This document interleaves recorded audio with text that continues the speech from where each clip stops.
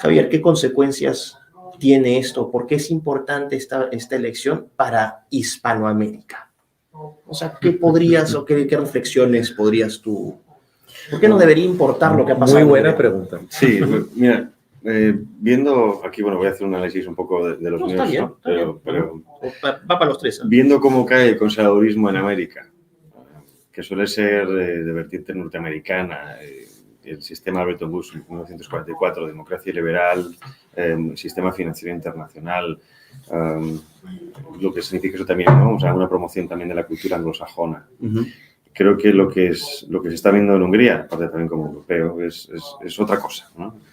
Es una base moral conservadora, eso es cierto, pero también una rara avis, es decir, lo que llaman aquí la democracia iliberal, ¿no? Y que cuando hablamos de liberal, ¿o qué se refiere a iliberal, ¿no? Pues es el conocimiento de que hay cosas que son el ethos mismo, ¿no? del país, de la identidad cultural, son intocables, no son cuestionables, ¿no?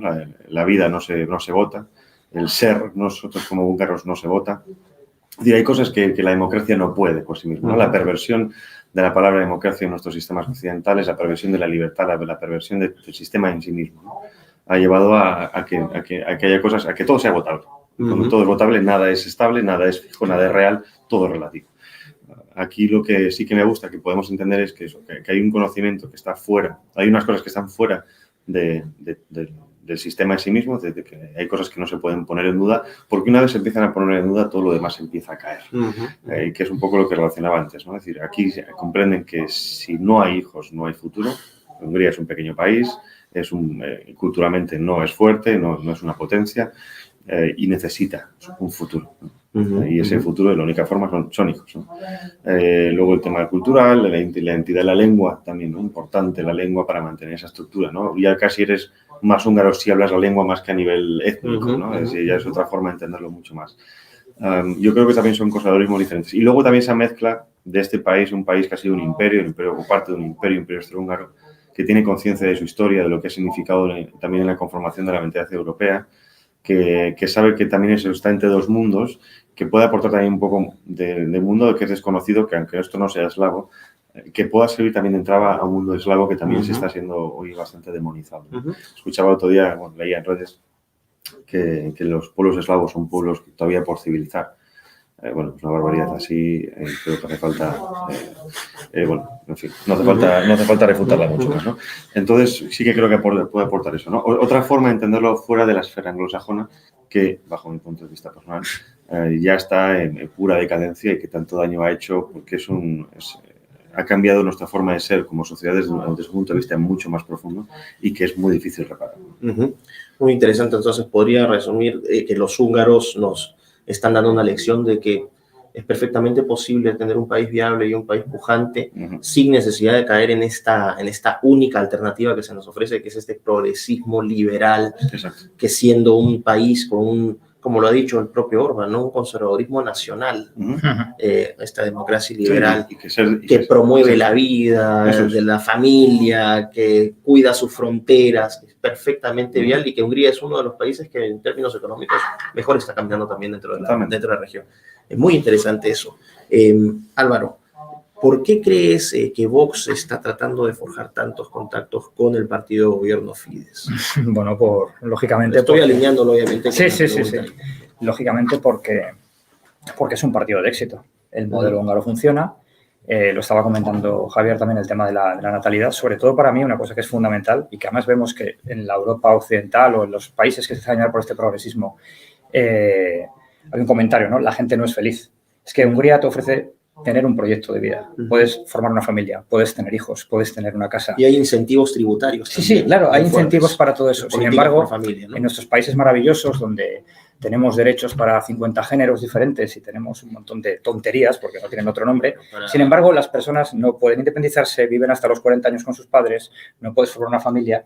Es un desastre. Y somos países donde, de hecho, bueno, España es uno de, creo, desgraciadamente, de los países que más suicidios tiene, ¿no?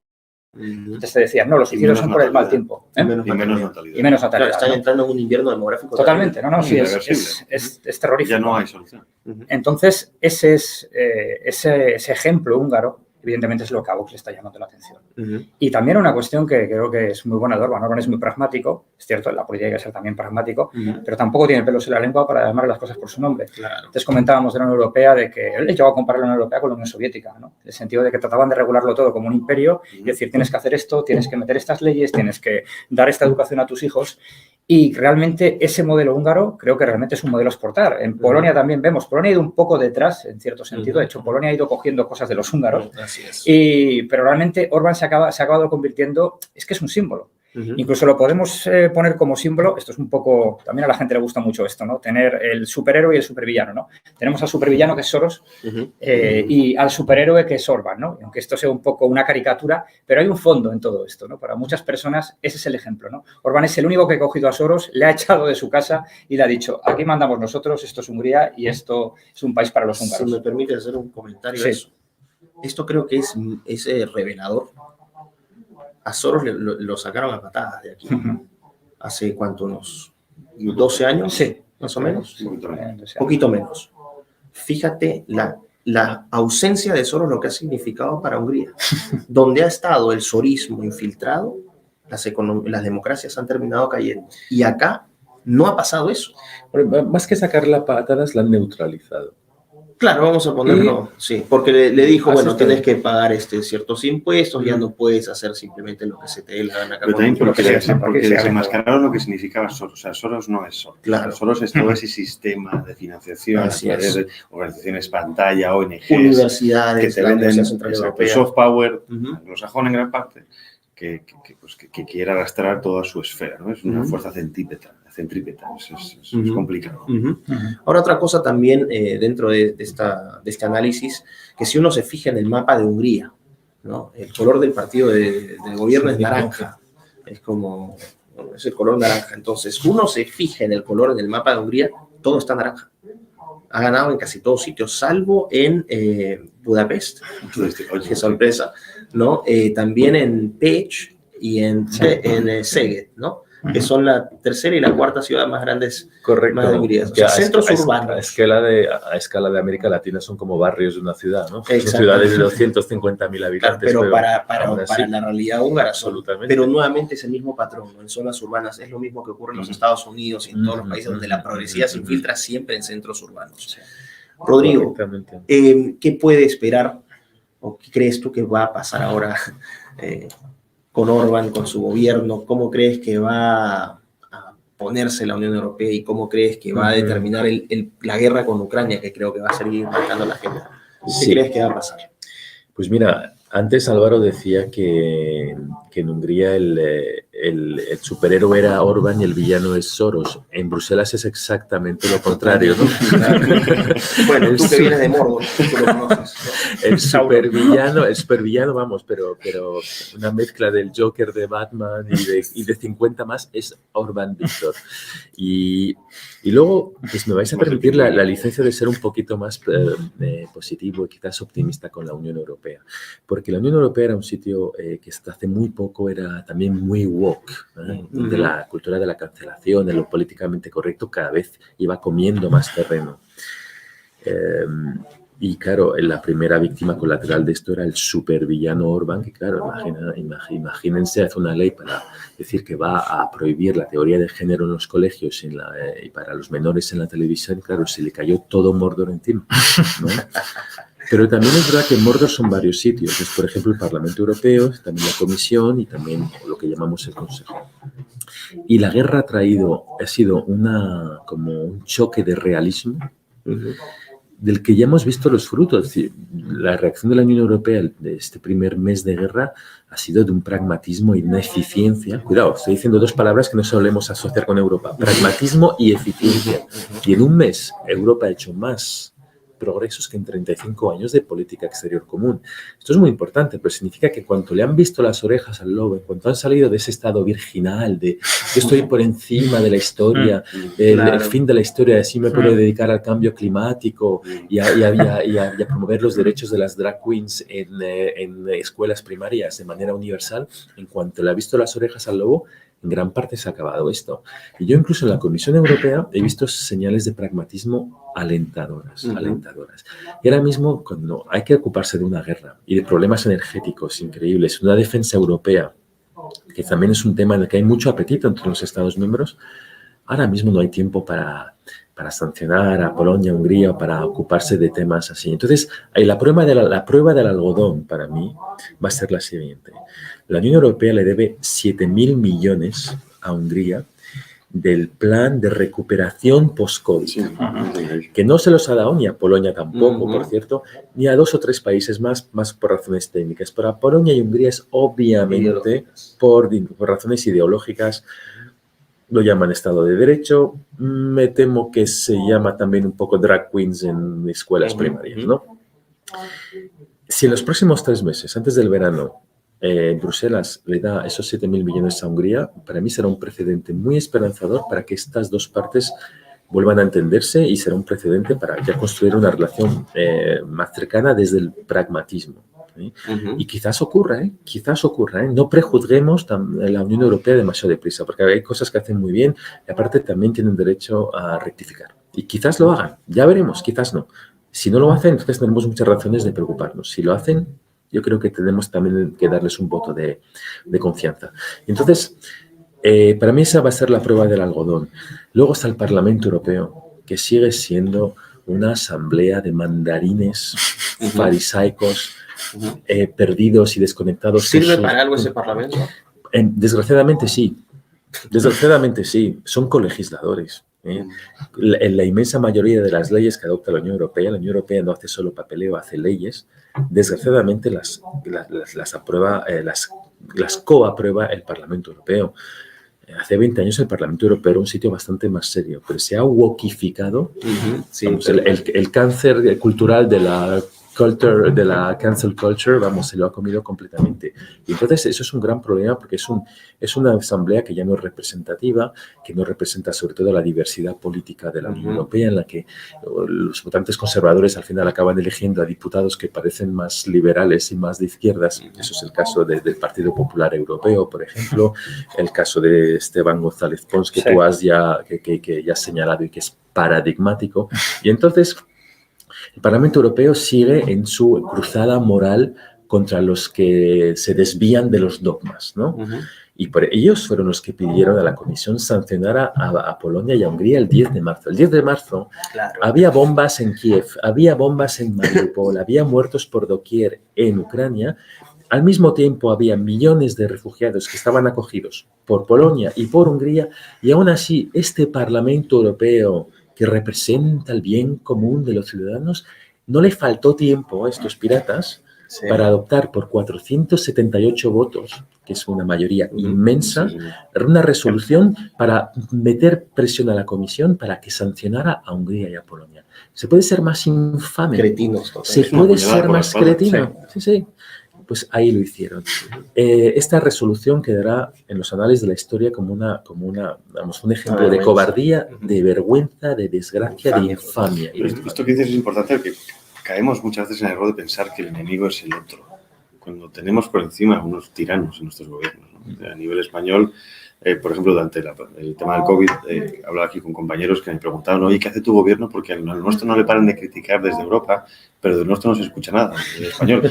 Y lo que ha hecho el español ha sido subvertir el Estado de Derecho completamente, el totalitarismo. Nunca antes en la historia española, obviamente menos en la dictadura, se había hecho un partido tanto con las herramientas estatales, ¿no? Y entonces ahí es cuando te das cuenta de decir, oye, que esto está muy bien que mis enemigos estén a un lado o a otro de Europa, ¿no? O a otro lado del charco, como queramos verlo, pero es que es la propia Europa. Y aquí no estoy criticando toda la Unión Europea. Cuando hablamos de la Unión Europea hablo desde el punto de vista ideológico, que es la que está entrometiéndose en nuestro hacer del día a día, ¿no? Nos explicabas tú en esa clase, con la que estoy completamente de acuerdo, en que el sueño de esa Europa inicial no tiene nada que ver con la pesadilla actual. La Europa de la libertad de comercio, la libertad de personas es una maravilla. El problema es cuando alguien se hace con esos resortes de poder y empiezan a legislar en todos tus pequeños aspectos de la vida. Correcto. Que con tanta legislación finalmente terminan asfixiando la economía, terminan asfixiando todo se regula, todo está... Es como las personas. Esta división internacional de trabajo. No sé cómo era la vez pasada, había visto que para hacer un parachoque de automóvil había que cumplir con 1.180 regulaciones aproximadamente, lo cual es una estupidez. Ojo, que las regulaciones tampoco a veces no vienen mal, por ejemplo, el tema de protección alimenticia, ¿no? Sí, ahora con todo el tema de esta necesidad. 1.180. Sí, pero ahora con todo el tema de la necesidad, por ejemplo, exigía a productores como China que los productos que vienen aquí fueran mínimamente saludables, mínimamente. Claro. Todo el tema de la agricultura, que pasara ciertos filtros que eran importantes. Pero también hablar de división del trabajo, pues en el caso español, pues nos diezmó el campo, nos diezmó la industria, nos hizo completamente dependientes de un tercer sector que es el turístico, que luego cuando vienen cosas como el COVID, nos tiran para abajo. Bueno, ya como para ir cerrando, espero que la gente haya obtenido una perspectiva distinta. Honestamente, no es por darnos acá de buenos, pero mejor perspectiva en habla hispana no van a encontrar, porque estamos en el país, tenemos periodistas que han estado en el campo, un experto en el tema, así que creo que no, sería bueno que aprovechen esto. De paso, también, cortito, si me permiten, muchachos, agradecer a todos los miembros, porque ya abrí las membresías en mi canal de YouTube. Gracias por su apoyo, me permite financiar lo que es traducciones, a mis Patreons también que me están apoyando. Muchísimas gracias a todos ustedes. Y ya, simplemente como para el cierre, una reflexión final breve, para algo que quieras decir ya como para cerrar, algo que quieran compartir, una reflexión final. No, la reflexión es que el fin de la historia, que algunos pensaban que había llegado, no es tal, ¿no? Creo que hay... Sigue, a pesar de todo esto que estamos viendo, bueno, lo hemos hablado muchas veces nosotros, ¿no? El gran reseteo, es decir, todo eso está despertando, como decía ahora también Rodrigo, una serie de resortes que quizá dábamos por dormido, pero que están ahí. Y yo creo que, bueno, pues hay pueblos que no se dignan a morir, que quieren ponerse de pie, que quieren dar la batalla, y mientras exista eso, existe esperanza. Y este es uno de esos bastiones realmente de esperanza, ¿no? Sí, Álvaro. Muy en la línea, ¿no? Realmente ha ganado Hungría, ha ganado Europa, ha ganado el mundo libre, en realidad, ha ganado esa sensación de decir, bueno, se pueden hacer las cosas de otra manera, ha ganado esa alternativa nacional, conservadora, y el que ha perdido es, evidentemente, ha perdido las élites de Bruselas y ha perdido todos aquellos que al final lo que nos quieren imponer es un nuevo totalitarismo asfixiante, revestido de palabras muy bonitas, recuerda mucho a la época comunista, de hecho, porque a todos se le llamaba de una manera distinta a lo que luego significaba. Mientras más acarameladas las palabras, son peores las cosas. Y como ha dicho Javier, esto es esperanza, y por eso, y esa esperanza lo que tiene que motivar a la gente es a seguir peleando. O sea, van a regresar a España ustedes motivados. Sí, es que hay que ir motivados, porque también hay mucha gente que tiene ya el discurso de esto se ha acabado, esto no tiene salvación. Y no, hay que pelear hasta el final. Van a ser el Goku y Vegeta del periodismo. Me quedo con lo de gladiador cultural. Bueno, es gladiador. Somos Máximo Veridio. Te tienes que convertir en Máximo. Máximo Veridio. ¿Qué pasa en estos viejos? Pero, ¿sabes? Yo hay dos cosas que he aprendido en Hungría. Llevo 2 años viviendo aquí. Primero, la normalidad. Es increíble, pero es una sensación de normalidad que teníamos en España hace 30 o 35 años. Claro. Hay seguridad en los autobuses, los niños van al colegio a aprender geografía, matemáticas y literatura. Nadie les obliga a elegir su género transfluido a los 6 años. Claro. Una sensación de país normal, que hoy en día es el mayor de los lujos. Y el segundo, esa sensación de valentía, y que sí se puede. Estamos hablando aquí de un pequeño pueblo. Al final, esto es la aldea de Asterix contra el Imperio Romano, y aún así se lo toman con mucha tranquilidad y sin complejos. Y a mí es algo que me ha influido.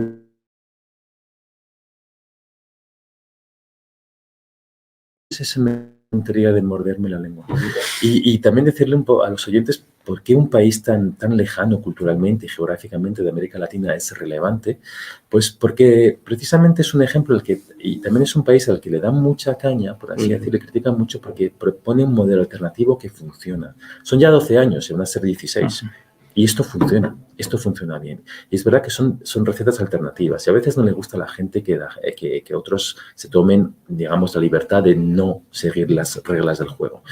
Y entonces, eso es muy importante. Y segundo, que puede ser un modelo. Y luego que es importante también para Hungría saber que hay muchos conservadores en América Latina que también ven a este país con mucha admiración. Es algo que hemos hablado mucho con Miklos.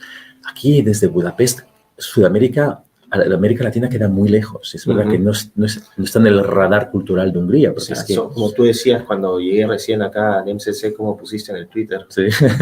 Sí. Aumentó la cuota de latino 100%, porque somos los dos. Exactamente. Somos los únicos amigos. Somos y durante esta hora de charla hemos aumentado en 400% la cuota de latinos. Nunca jamás seremos máximo. Hay que cantar esa de... Sí. Exactamente, ¿ves? Estamos menos solos que antes. Claro. Antes nosotros trabajamos mucho, Miklos y yo, para promover Sudamérica, porque ahí hay más conservadores en Sudamérica que les gusta Hungría que húngaros en el planeta. Exactamente. Sí, claro. Exactamente. Y entonces eso es importante, estamos trabajando un poco en esas cosas, pero entonces vamos a hacer lo posible para que los húngaros se fijen más en América Latina y, por favor, que América Latina se siga fijando en Hungría. Claro, que es parte del esfuerzo el de haberme traído acá también, es tratar de formar vínculos. Yo lo voy a llamar Iberoamérica.